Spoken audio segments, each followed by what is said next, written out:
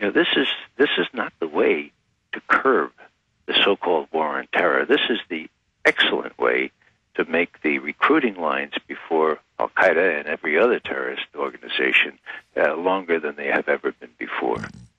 Well, it's interesting that you brought up the war on terror, because that was my next point. The new cover story over at Newsweek is Obama's Cheney problem. And, just from the web article that I printed, it's over 3 pages long.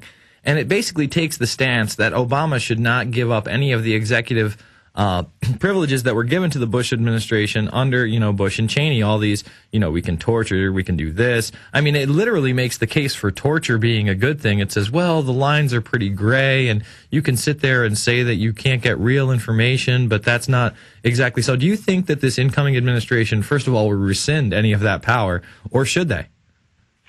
Well, what I'd like to do is clarify what I conceive to be the situation here, Jason. Mm-hmm. It's not a matter of rescinding that power. That power was illegally employed.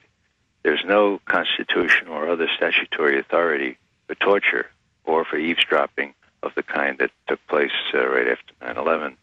And so it's not a matter of rescinding things. There is one thing that Obama should actually rescind, is not the word again, but he should issue a new executive order which says we will abide by Geneva, we will not torture people, we will not condition our abiding by Geneva on other extraneous factors, and we will close Guantanamo.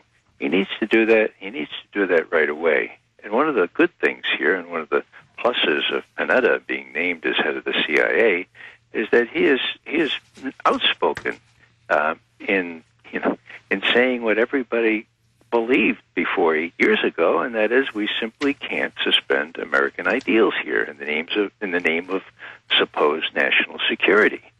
We either believe in the dignity of the individual and the rule of law and the prohibition of cruel and unhuman punishment, or we don't.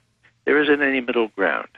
And so what I hope Obama will do is make that clear from the outset, and that everybody, from the vice president on down, will have clear standards to guide themselves by, which has not been the case for the last 8 years.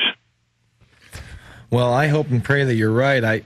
I don't know if that is going to be the case. I mean, with Rahm Emanuel coming in as chief of staff, this is a guy that's called for some type of military conscription, basically saying people 18 to 25 will do 3 months of basic training, and then, what military outfit they'll be put into, whether it's the Army or something domestic, is another question. But you now have a new book by one of the Washington Times editors, American Grit, where he's calling for the same thing. And he's been calling for this now for the last couple of years. He was on MSNBC in 2007 saying this on, what's that? Tom Blankley? Yeah, Tom Blankley. And he was talking about how they needed conscription. And then he said that it would not happen under this administration, meaning the Bush administration. And I can understand that because there was such an outcry. Congress had like a 13% approval rating. I'd say 70%, 80% of the population knew that they were just being lied to outright. Most people don't think, including even Letterman, that Cheney gives a damn about America or people in this country. But under Obama, there's this certain hope, and, he has this positive persona in the media. Do you think, number one, that it's dangerous having Rahm Emanuel as the chief of staff, and number two, that conscription is likely under his administration?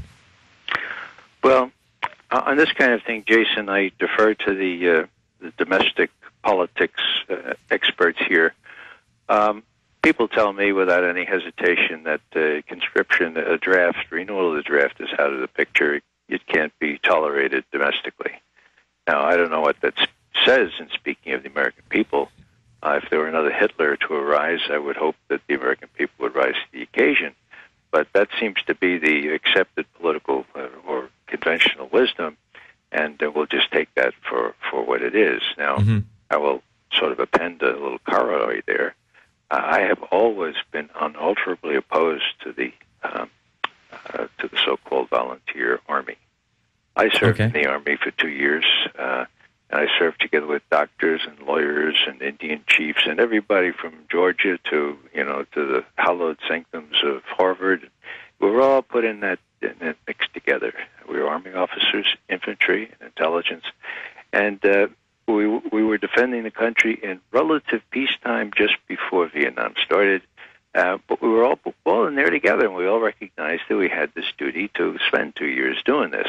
And there's a melting pot effect there. There's a real disincentive to get involved in wars. Witness the fact that when we were in Vietnam, a lot of the opposition came from members of Congress who had sons or cousins or brothers, or they themselves were in Vietnam and saw what was going on. Once you farm this out, so to speak, once you contract it out to folks who do not have the opportunities most of us do, the ones from the farms, the ones from the cities or towns less than 50,000, which is the majority of our armed services personnel now, then you have a totally different situation. You have a kind of a hired hand approach to this thing of people who join for reasons other than protecting the country. I don't fault them for that, but that's just the reality. And so there's a little pitch for me as to why conscription ordinarily, or a draft, or obligatory 2-year service should be part of our woodwork here in this country. Now, so that's kind of like, before I go back to that, that's kind of like the Charlie Rangel approach, where he was trying to pass a bill to have conscription by saying, the war in Iraq would end because, congressmen's sons and daughters would be eligible for the draft. That was kind of the position he took, yes? That's exactly right, yeah. And, he was being a little cynical there because he knew that would never fly. But if that were the case before the war in Iraq, and real people, I mean, people from various parts of life here, people who have experience in academia and business and law firms and so forth, if everyone was equally vulnerable or liable for this draft, you would have real second thoughts about sending people willy-nilly off to a godforsaken, unnecessary war. So, I think Rangel's embarrassed everybody by making that point. And I think it's a point that really needs to be made because, if you look at the people making decisions for this war, who are they? Well, they're a bunch of very privileged, very rich, very wealthy, and very well-connected people, all except for one person who, Condoleezza Rice, says she's a woman. She looks like a woman, but she doesn't much act like one. What you need are mothers with actual children, flesh and blood children, who know what it's like to lose a child. Mothers up there in the cabinet helping to make these decisions. And I'll tell you what will happen. There'll be much less frivolous decision making in terms of going to this or that war or throwing this group of paratroopers out this window and so forth.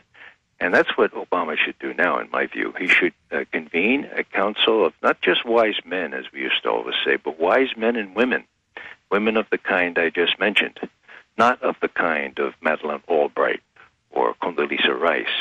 Mothers, people who would get together and piece through what it really means. What our stakes in Iraq, what our stakes in Afghanistan, if any, really are, and then trim the policies accordingly. All right, well, there you go. You segued into my next question. You said, if any, in Afghanistan.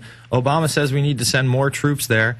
We've set now a supposed real timetable to get troops all the way out of Iraq, I believe, by the end of 2011. I don't think that's actually going to happen, but I do think there'll be a de-escalation there. But I really see most of those troops moving into Afghanistan. What's your view on that? Oh, hold on. We're about to go to break, Ray. I thank you so much for joining us. Folks, it's Ray McGovern, 25-plus year CIA analyst under the Reagan administration and others. This is the Alex Jones Show. You can see us live right now at prisonplanet.tv and Infowars.com.